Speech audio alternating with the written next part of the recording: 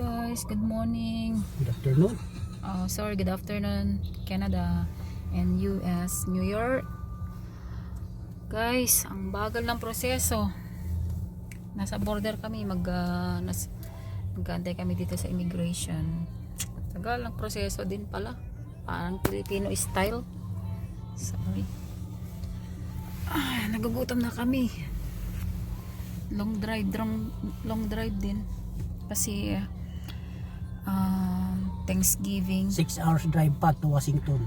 Yeah. Thanksgiving Day kasi sa Monday, so long weekend namin dito both US and Canada. So, pasyal din. So, ito na nga.